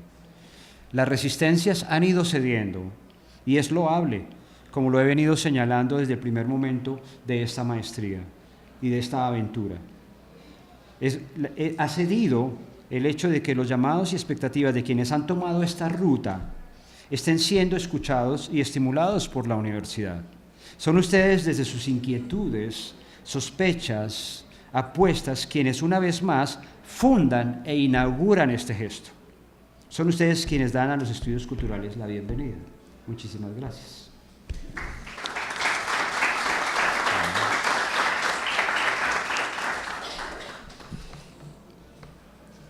1:28. Qué pena con ustedes esa tortura tan larga. Pero si es tortura, tiene que ser larga, ¿no? Bien, si quieren abrimos, no sé, unos 20 minutos de conversación. No sé cómo están de tiempo las personas que tienen que retirarse. ¿Cuánto tiempo nos queda? Hagamos 2 o 3 preguntas y... No sabía que estabas acá. Hola, mucho gusto. Bien, sí, comentarios, preguntas que se puedan resolver. No, mentiras, preguntas que... Escuchamos. Gracias, ¿no? Un poco la situación, digamos, de operacionalizar o poner en términos reales cosas como cuando hace referencia a transdisciplinaridad. Y quería observar allí algo que a mí me resulta muy problemático, un poco en las referencias que hacía el límite, que para mí es un poco Foucault, y es un planteamiento que él hace, un poco lo podríamos traer aquí al tema de la investigación, y es cuando escogemos una ruta, digamos, y para este caso lo que sería un horizonte teórico. Cuando uno escoge una ruta, pues innegablemente se pierde de otra, ¿cierto? Y hoy en día, si bien hemos borrado un poco los límites de las disciplinas, hoy en día, yo por ejemplo estudié sociología y yo nunca he sabido muy bien si hago sociología o hago antropología. Si bien se han borrado un poco esos límites de las disciplinas, nos resulta luego problemático cuando nos nombramos de este modo, por ejemplo, estudios culturales o estudios políticos y los caminos que toma eso en el objeto. Es decir, yo siento que hay una serie de pérdidas cuando la disciplina también se enfoca en ese gran, puede ser estudios culturales o estudios políticos. Creo que mi pregunta ahí, si no doy un ejemplo, lamentablemente tengo que recurrir a él, porque, como para aclarar, digamos, pensemos por ejemplo, los estudios políticos hoy en día, o los teóricos de los estudios políticos dirán que uno de los problemas políticos principales es el del reconocimiento, ¿cierto? Si nos vamos a eso, estamos ahí hablando de algún modo de un estudio cultural. Es decir, según el énfasis que yo tome, si tomo, por ejemplo, trabajarlo desde un tema exclusivamente cultural, es decir, un estudio cultural, voy a tener que van a haber unas pérdidas muy grandes en las relaciones políticas y en las relaciones de poder. Pero si yo digo, no, voy a hacer algo en estudios políticos, voy a centrar mis reflexiones en las estructuras del poder, en el funcionamiento del poder, y se pierden las dinámicas culturales. Es decir, que parece ser que al superar el tema de las disciplinas y ponerlas así, siguen perdiéndose muchas cosas del fenómeno que no entran en los análisis. Bueno, tú estás consignando justamente la dinámica. Si tú partes del presupuesto, o partimos del presupuesto de que son individuos históricos los que se aproximan a los fenómenos sociales, a los fenómenos humanos, y tratan de atenderlos, ya sea porque los ven desde una urgencia ética y política, o simplemente porque tienen una curiosidad científica respecto de ellos, Pues en el marco disciplinar dependerían, ¿sí?, de su formación académica, dependerían un poco del conjunto de curiosidades a las cuales se lo fue educando. Y cuando llegas al campo, sí, efectivamente, si uno mira a la derecha, pues ya no ve lo que está a la izquierda, es tan simple como eso. Ahí estamos ante un fenómeno simplemente de inclusión por exclusión y exclusión por inclusión. Y uno puede decir, bueno, si sigo yo actuando como individuo histórico que defiende y legitima un campo disciplinar, pues no voy a poder establecer un diálogo con aquellos que ven de otra forma, ¿sí? Hay otros mirando de otra forma, no estás solo. Y ese es el tema, que el capitalismo nos invita a estar solos. Por eso estás con el selfie o estoy con el selfie allí, solo. El trasegar de las disciplinas ha generado justamente esa separación. Yo me identifico con sociología, me identifico con antropología, pero no sé qué es lo que hago, ni una cosa ni la otra, porque cuando sales al campo, el campo revela que el campo mismo es transdisciplinar, ni es sociológico, ni es político, son todas las cosas a la vez. Y un poco el juego en el cual estamos entrando es un juego en el cual los estudios culturales siempre son plurales, siempre están acompañados de las disciplinas y luchamos con ellas y nos acompañan y pasan todo el tiempo, son muchas conversaciones en variados tonos, ¿sí? Nadie es holista y puro y completo, nadie tiene ese dominio, pero tiene apuestas, ¿sí? Tenemos apuestas y esas apuestas nos hacen converger y hay una base, quizás en sociología, antropología, estudios culturales, pero ahí hay una base ética y una base política que nos pone a dialogar. Y hay una apuesta por la vida, una apuesta por la dignidad. Esa es la clave. Que por donde lleguemos a esa ruta, o sea, cuando vas a una fiesta y te dicen, bueno, es una fiesta de, como dicen en México, una fiesta de traje, ¿no? Entonces cada quien tiene que llevar algo, ¿no es cierto? No todos llevan lo mismo, todos llevan algo distinto, no todos saborean el mundo de la misma forma. Esa es una primera imagen. La otra imagen, cuando tú decías cómo ver un ejemplo de esto. Ahorita se abrió, por ejemplo, en la ciudad de Bogotá, en una universidad, una maestría que se llama Maestría Transdisciplinar en Sistemas Vivos Sostenibles. Entonces, ellos me invitaron a trabajar con ellos y yo en broma les decía, esta es la maestría transdisciplinar en todo. ¿Sí? Es una maestría transdisciplinar en todo. Entonces fui a uno de los ejercicios de los estudiantes y fue fascinante. En realidad fue, sí, como decimos por ahí, me descrestó mucho. Fue muy bonito porque el tema que los estudiantes escogieron fue el agua, un hiperobjeto. Y no era que cada estudiante venía y decía el agua y todos hacían lo mismo, porque la maestría es transdisciplinar, todos traían diferentes observaciones sobre el agua, debatían desde dónde venían sus posiciones estéticas respecto del agua. Entonces había un abogado muy importante que estuvo relacionado con el plan de ordenamiento territorial y él hablaba desde lo jurídico del agua y cada quien hablaba desde su campo, pero todos convergían en algo muy interesante y es que a todos nos da eventualmente sed. Y eso es lo que nos animaba a hablar del agua y a construir una conversación transdisciplinar. ¿Qué traes tú? Entonces hay un chico que es indígena y no tiene educación formal y es una persona que puede hablar y que va a hablar del agua, ¿sí? O sea, todos somos frente a la realidad es la que nos interpela para ser transdisciplinares. No es que nosotros seamos transdisciplinares y controlemos todos los escenarios, eso es absurdo, es difícil incluso imaginarlo, ¿no? Entonces es el gesto y el modo de invitación y la sensibilidad que se está estimulando permanentemente allí, ¿no? Pero entiendo bien ahí tu punto, ¿no? A veces uno se nucleiza, se ubica, localiza su campo y desde ese campo encuentra que quedan muchas cosas faltando y muchas cosas no se pueden decir. Es más, si incluyeras el todo, ¿no? O la mayoría de ángulos de un problema, cuando ya presentas el problema, ya este problema ha cambiado. Y eso va a pasar con las tesis de grado. O sea, uno dice, estoy atendiendo un problema, un ángulo, una cosa. Terminas de escribirla y llegas a la tesis y dices, es que esto es otra cosa ya. Porque son objetos vivos y entonces esos conceptos deben también entrar en ese diálogo. ¿Algún otro?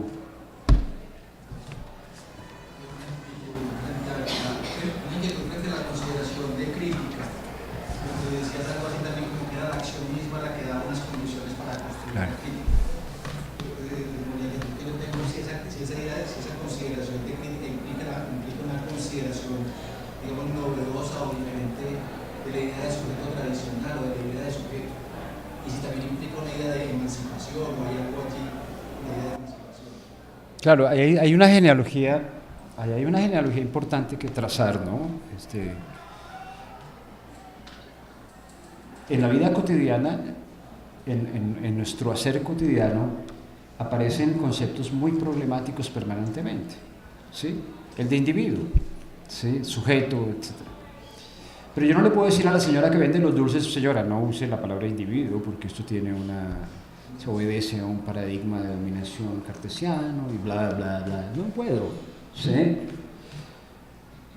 Pero ella también lo sabe, en un modo lo sabe. Ella sabe que es hija de su tiempo, ella sabe que está siendo nutrida y nutre a sus hijos, a su familia. Ella sabe que se parecen entre sí y se diferencian entre sí. Ella sabe que hay unas diseminaciones y hay unas cosas que no son propiamente de ella porque son de su familia, no son propiamente de su familia porque son de su comunidad, no son propiamente de su comunidad porque son de su región.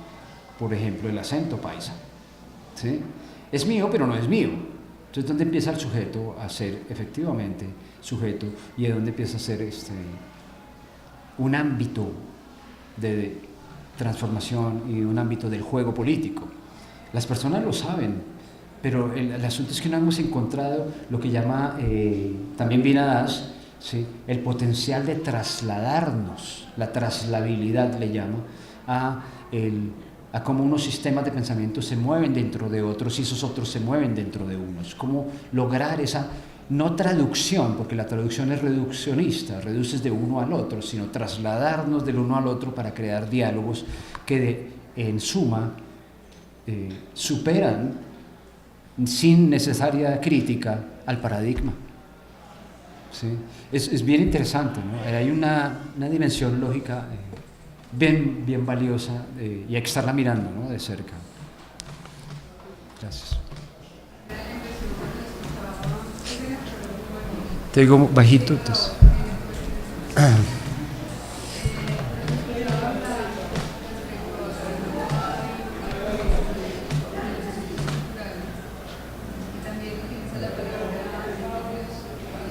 Cierras la puerta un momento, es que le oigo muy poquito, entonces a lo mejor si la cerramos, qué pena contigo.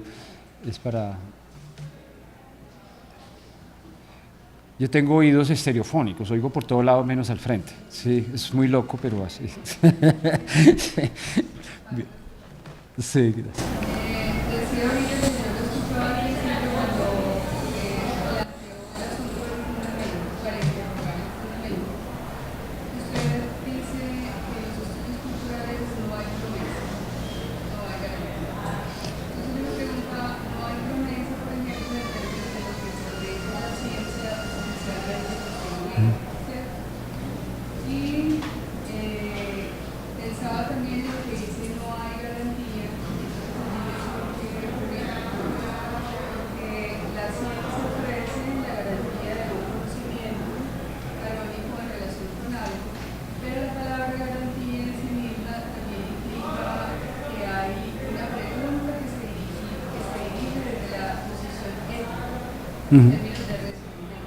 Claro.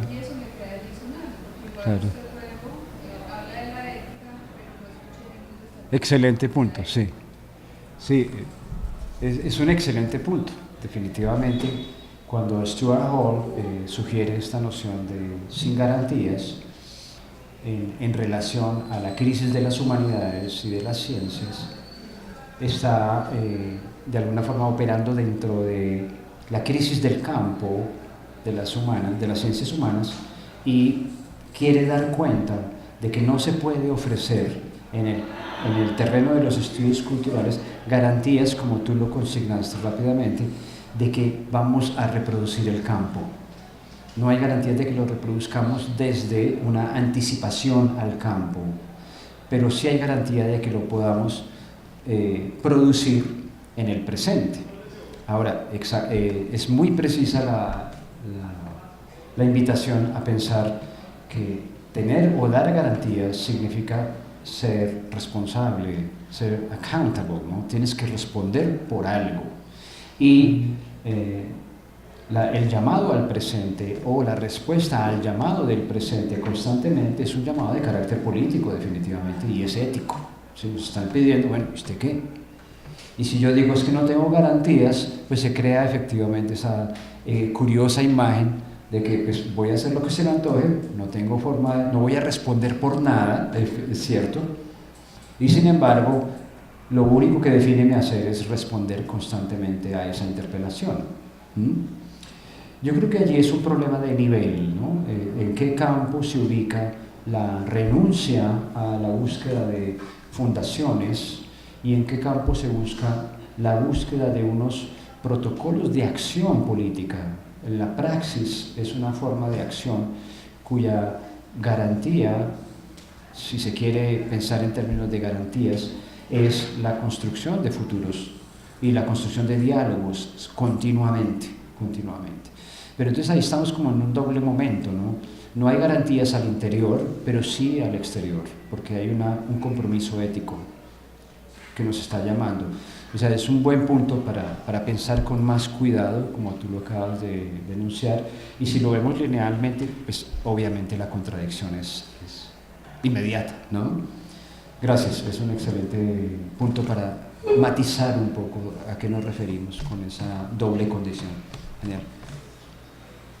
Anything else? El compañero.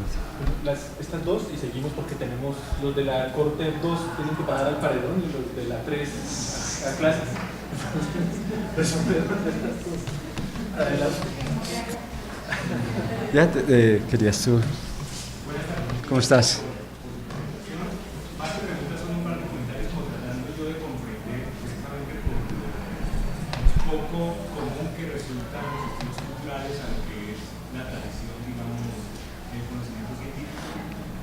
Lo primero que escucho, digamos, cuando se plantea el tema de la paradoja, pues el mito que me parece que los estudios culturales reconocen esa paradoja como la estructura misma de la lógica, es decir, que no puede haber ese esencialismo. Digamos que la paradoja lo que implica es que no tomarlo a Bertrand Russell, que no hay un conjunto universo que pueda considerarse Claro. a sí mismo. Es decir, la garantía no puede brindarse desde el punto de vista de la definición, ¿cierto? Porque solemos tener esta herencia aristotélica de la narración predicada donde hay que usar el Claro. Entonces los estudios de ustedes se esforzaban por decir qué no eran los estudios culturales hasta que uno dice, bueno, voy a quedarme diciendo qué no son. Por eso es que no puedo arriesgar tampoco a decir qué son porque entonces inmediatamente Entro en la trampa. claro, sí, es una trampa zen, ¿no? Exacto. Entonces me parece que es una cuestión muy interesante que por otro lado implica también el hecho de que en ese, digamos, en esa trama de que no hay garantía de la definición de qué, pues el acontecimiento toma valor. Bueno. Justamente lo que yo escucho, uno escucha pero lo puede decir, más de donde quiere, lo que yo escucho es esa dicotomía o esa disputa entre el aristotelismo y el estoicismo. ¿Entre la qué, perdón? Entre el aristotelismo y el estoicismo. Okay. Luego retoma Deleuze y el mismo Marco Aureli, que por cierto, aunque usted no lo denunció, yo lo escuché en todos los textos. La nación de reminiscencia, el nuevo lugar. Sí. Me imaginaba cuando hablaba de la aventura y de las ganas, cambiando por los caminos de los servicios, el diario de los soberanos, toda esta tecnología de Marco Aureli, pero que entonces plantea el hecho de que la tecnología implica algo que no se está buscando, sino que algo que sale al encuentro, ¿cierto? Que es la perspectiva Que sale al encuentro. Al aristotelismo. Entonces me pregunto si, más allá de que esto implique retomar estas, ¿cómo decirlo? Estos fundamentos de la Grecia clásica, ¿cierto? Algo de eso está en juego en esa respuesta. Si no podemos abandonar de lleno, ¿sí?, a estos sistemas de pensamiento, desde ellos hablamos, ¿no? Pero no podemos tampoco acogerlos de lleno. ¿sí? Y esa contradicción es un transitar. Es un transitar, y es interesante la entrada de Ollé porque efectivamente nos encontramos, hay cosas que aparecen, pero estas cosas que aparecen en los estudios culturales, y ahí vuelve otra vez la paradoja, también pueden ser de alguna forma seleccionadas. Sí, al paso nos salen muchas cosas, pero en coherencia con la idea de praxis política y de crítica, pues no todas van a ser parte de esa interpelación. Algunas van a quedar como tú decías hace un momento, algunas quedan fuera. Sí, ahora, no vamos a cubrir, y es una pretensión muy loca, ¿no? Pero no se puede. Pero entonces ahí es donde aparecen lo que algunos llaman los muchos estudios culturales, ¿sí? En muchas partes, ¿no? Los regionales, ¿cierto? Los que se hacen en Quito, los que se hacen en la Javeriana, los que se hacen en los Andes. Entonces empieza como la institución a acoger una suerte de personalidad alrededor de los estudios culturales. Y lo que yo trato de decir y temo que pasa es que lo institucional toma mucha fuerza sobre lo institucional de los estudios culturales, ¿sí? Porque están funcionando también en una afuera, y es desde una afuera que nos llaman. Entonces insisto en cambiar el énfasis permanentemente, ¿sí? Una suerte de movilidad ahí, pero bien, es bien valioso.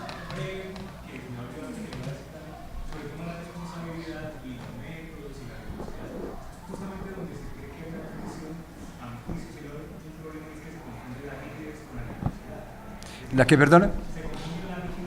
Ah, sí.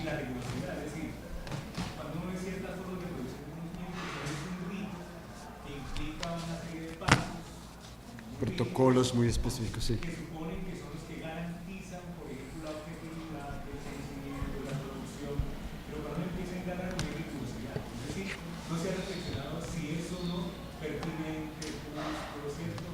Bien articulado, eso que se hace con el método Claro. científico. Sí, esa es una zona de riesgo fuerte, ¿no? Cuando no hay garantía, la ética es más exigente porque ahí sí se pone en juego la rigurosidad. Es decir, yo tengo que responder. Cuando yo tengo el método establecido, el método responde conmigo. Claro, aquí la rigurosidad en lo ético, ¿cómo la formulamos en términos de método? Es nuestro modo de habitar la experiencia de los demás, ¿sí? Nuestro modo de responder a su llamado, ¿sí? Y nuestro modo de no caer en la tentación de que ese llamado se vuelva excusa para legitimar nuestro modo, ¿sí? Eso sería como lo más rápido que puedo decir sobre esto, pero eso es una bisagra gigante, y abres una cantidad de puertas y problemas que tenemos que seguir pensando y reflexionando. Me parece que el saber hoy, o al menos en estos lugares llamados universidades, parece que cada vez tiene más la rigidez, con el contrario a la rigurosidad. Yo ponía a analizar Hay de todo en la universidad, años, hay de todo. la oportunidad de trabajar en una revista indexada de un tiempo, y me parece sorprendente, por ejemplo, que el criterio principal para las elecciones tiene que ver con cuántas citas hace y ese tipo de cosas, Sí, sí. no que también hecha o no esté la investigación. Right. Claro. Estamos luchando. Hola. ¿Cómo estás? O sea, una de las cosas que usted habló ahí, me nace una inquietud de la experiencia pues, del cotidiano personal, ¿sí? Con relación a lo que dijo de los fenómenos, ¿cierto? Que hoy, pues, aparentemente los fenómenos hoy nos están, o realmente nos están interpelando, ¿sí? Son los que nos están llamando la atención, pero parece ser que nosotros estamos desatendiendo ese llamado. Entonces, me surge una inquietud, bueno, esa desatención nace es el producto de una transgresión del poder, pues, o nace de una acomodación hegemónica en los seres, ¿sí? O sea, como si hubiera una acomodación, o es el producto de En esta conversación yo solamente me enfoqué en cómo los marcos teóricos, conceptuales, etcétera, etcétera, participan en la construcción de lo que es visible de ese fenómeno. ¿Sí? Hacen una visibilidad para el fenómeno. No sabemos exactamente cómo es y solamente lo podemos hablar en términos de experimentación del mismo, que es mi posición, pero porque es enorme el proceso y está fluyendo, apenas empiezas a hablar de él ya no está ahí. ¿Sí? Entonces, no, estamos tratando de atenderlo. El problema es que las herramientas que tenemos, ¿sí? Tenemos que empezar a divorciarnos de algunas de ellas o empezar a tratarlas de una forma sospechosa, empezar a cuidarnos de que no estén teniendo tanto poder en la constitución, no solamente del fenómeno o del objeto, sino también en la constitución de nuestros modos de ver el mundo. Porque ahí hay valores éticos y políticos en juego, ¿no? Entonces, ese es solo un ángulo, pero uno puede, respondiendo a tu pregunta, moverse en tantas direcciones para ver cuáles son las condiciones que están teniendo tanta predominancia en la visibilidad del mundo que tenemos actualmente, ¿sí? Es una buena pregunta, es una pregunta de qué es lo que está pasando ahí, porque solo vemos esto y no otras cosas, ¿no? Yo lo pienso aquí en términos de pues, los marcos, los conceptos y las luchas que de alguna forma han ayudado a, comillas, definir, ¿sí? Ese no lugar de los estudios culturales. Pero en realidad el no lugar de los estudios culturales no significa que estén ahí, sino que ahí hay muchas preguntas a las cuales los estudios culturales suele tratar de responder o escucha. Pero eso no necesariamente lo convierte en un campo o en una disciplina, lo convierte en un gesto, ¿no? Pero sí, es muy interesante. Esa es una forma de empezar a atender eso, pero está... Listo. Muchas gracias.